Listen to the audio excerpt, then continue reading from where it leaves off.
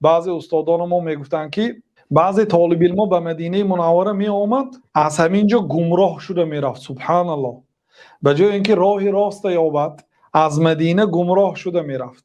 بنابراین عیب مدینه نیست، عیب علم نیست که وای 4 سال دانشگاه خوانده است یا 7 سال در نزد علما علم آموخته است و گمراه شده رفته است. علم این مانند باران است، چخیلی که الله تعالی در قرآن علم را به باران تشبیه کرده است. باران به همه جا میبارد، لیکن از یک زمینی که زمینی طبیعتش بد است خار و شور بوم میسبزد، از یک زمینی خوب گل و گلزار میسبزد. فهمیدید؟ عیب علم نیست، عیب طبیعتی همون آدم است. او شیخ الاسلام در مقدمه منهاج السنه یک گپی بسیار عجیب در حق رافضی ها گفتن که اگر رافضی ها الله تعالی یا آنها را اگر حیوان می آفرید خر می آفرید، گفتن اکرمکم الله، اگر پرنده می آفرید لاشخور می آفرید. یعنی آنها یا لاشخور می شدن اگر پرنده می شدن، اگر انسان می شدن الاغ می شدن، گفتن یا چارپا.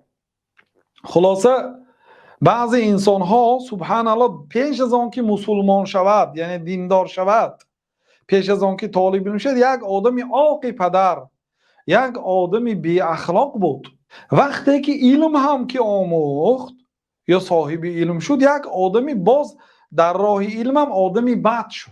بنابراین بعضی طالب علم میگفت که اگر فلانی به فلان کشور رفته خوانده آمده عقیده باطل تعلیم گرفته آمد، اگر رفت به مدینه بیاید فلان عقیده باطل گرام میرفت. میگفتن مقصد بعضی انسان ها بعد علم را گرفتن به جای اینکه راه راست یابن و هدایت یابن گمراه میشن. یک بچه وقتی که دانشگاه مدینه منوره رو به خاتمه میرساند میگن ریشاش تراشیده است با لزوه، پاکیزه ریشای تراش است، در داخل یک کنورت کرده است. سبحان الله.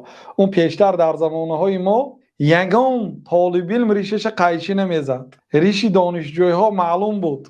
ریش هایی که مثلا همه جوان است حال ریشش پره برآمدگی نه، انا اینجاهاش برآمدگی، انا اینجاهاش برآمدگی، ریش طالب علم معلوم بود. حتی در شهر مکه یا در دیگر شهرهای هم اگر یگان طالب علم را واخوریم تو طالب علمی دانشگاه مدینه منوره هستی؟